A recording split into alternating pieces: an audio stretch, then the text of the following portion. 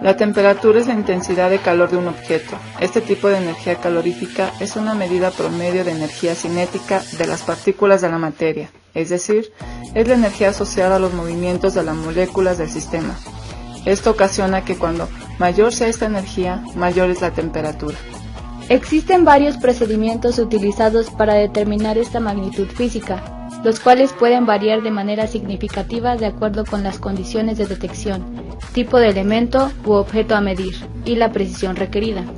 Esta información suele suministrarse en unidades de grados en una escala estándar como escala Fahrenheit, escala Celsius, escala Kelvin, escala Rankine. Estas escalas tienen la característica de poder establecerse a partir de las propiedades termométricas de una sustancia. Por tanto, una escala de temperatura puede definirse como la relación continua entre la propiedad termométrica de una sustancia específica y la temperatura, tal como es la medida de la escala.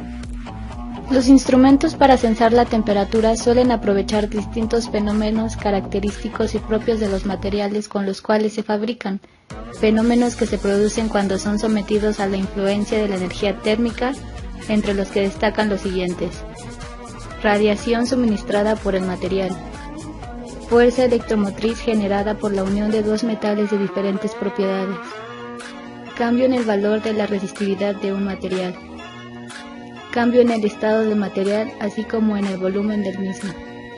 En general se pueden clasificar a los transductores que convierten la energía térmica en otro tipo de energía en tres categorías principales, con base en las propiedades termométricas utilizadas como función de medio.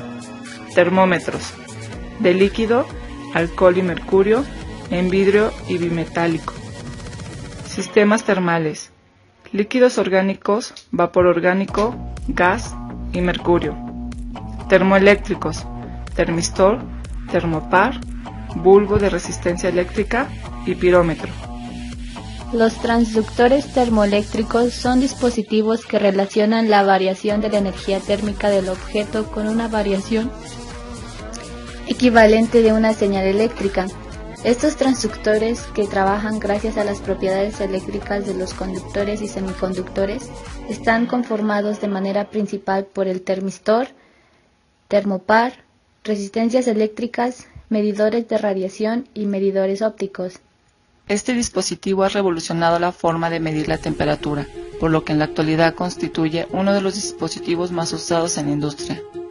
Esto consiste básicamente en un par de conductores etiquetados como A y B, los cuales tienen diferentes propiedades. En general, estos conductores son metálicos y se encuentran unidos entre sí formando un bucle o circuito donde dichas uniones están sometidas a diferentes temperaturas. La relación entre el voltaje y la temperatura es no lineal, aunque para pequeños cambios dentro del rango de temperatura puede aproximarse a la linealidad. La constante de la proporcionalidad entre el voltaje y la temperatura se observa significativamente afectada por el tipo de metales que se utiliza, debido a que en el temporal un bucle completo siempre está conformado por dos uniones. La diferencia de temperaturas que se encuentra presente produce dos voltajes en el circuito como polaridades tales que se oponen entre ellos. El voltaje total disponible en el bucle necesario para conducir una corriente a través de la resistencia es la diferencia entre estos dos voltajes individuales. En estas condiciones, para lograr medir la diferencia de temperaturas hasta abrir el bucle o circuito en algún punto y conectar un medidor de voltaje que sea lo bastante sensitivo, debido a que el voltaje producido por un bucle del termopar está en el rango de los milivolts. De esta forma, la lectura registrada indicará un nivel de temperatura. En la actualidad se sabe que el efecto Seebeck que se genera en los termopares en realidad es una combinación de otros dos fenómenos de la física conocidos como efectos Peltier y Thomson. El efecto Peltier se presenta cuando existe una corriente circulando por la unión de dos metales diferentes. En estas condiciones se produce una absorción o liberación de calor debido a las propiedades moleculares de cada uno de los metales, ya que existe un desbalance de la energía entre los electrones libres de cada uno de los metales. Cuando la corriente eléctrica circula por el circuito, si la dirección de la corriente es contraria a la de los electrones, estos tienden a extraer energía de los metales enfriando la unión, mientras si es a favor, entonces los electrones pierden energía, pero esta misma es absorbida por los metales y la unión tiende a calentarse. Asimismo, el efecto Thomson se presenta cuando una corriente circula por un metal homogéneo sometido a un gradiente de temperatura. Esto provoca una absorción o liberación de calor. Con frecuencia, algunas de las propiedades de los termopares se resumen en 3 leyes. Hoy día los termopares o termocuplas se fabrican para diferentes calibraciones, ya que de acuerdo con el tipo de aplicación para el cual fueron diseñados, existen diversas combinaciones, uniones de metales con los que se construyen. Sin embargo, cabe resaltar que las calibraciones más utilizadas son 4, T, J, K y R. Calibración tipo T.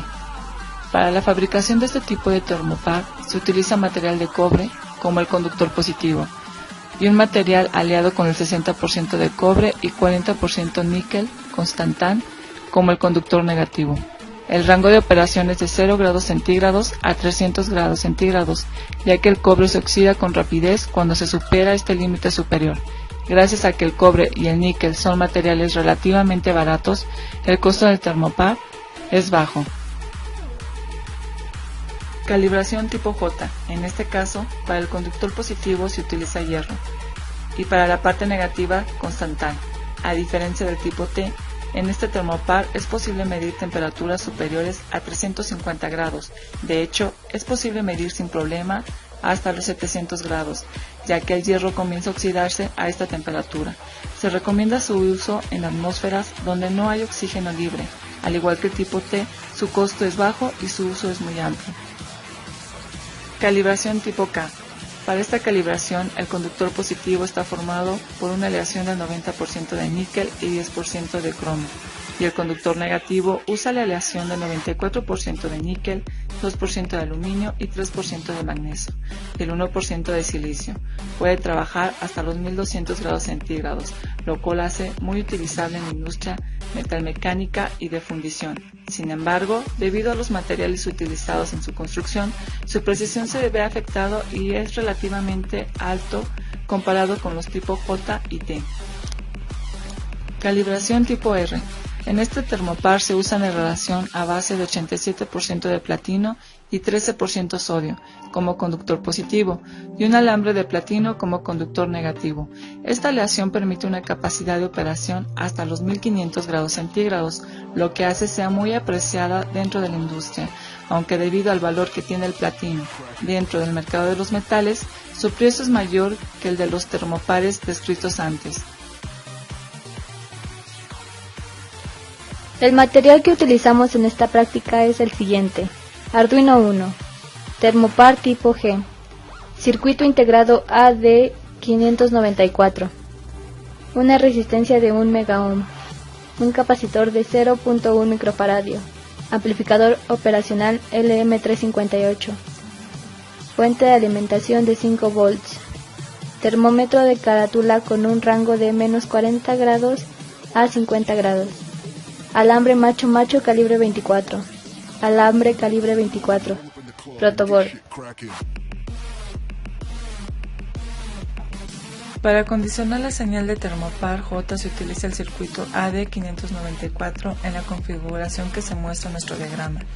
La alimentación del circuito es positiva, por lo que solo pueden detectarse temperaturas por arriba de 0 grados Celsius. La alarma se desactiva conectando el pin 13 a tierra. A la salida se implementa un filtro pasabajas para suprimir el ruido. Por último, se construye un seguidor de voltaje para acoplar las impedancias. Esta señal se conecta al pin analógico AC. Realizando pruebas. Sumergiremos nuestro termopar y nuestro termómetro en agua fría para ver los cambios que tendrán estos. Como podemos observar, en nuestro termómetro nos marca 35 grados y en automático baja a 3 grados. Ahora checaremos los resultados que nos está arrojando en Arduino. Como podemos observar, en Arduino nos marca la temperatura de 4 grados. Procederemos a cambiar nuestros componentes a agua caliente.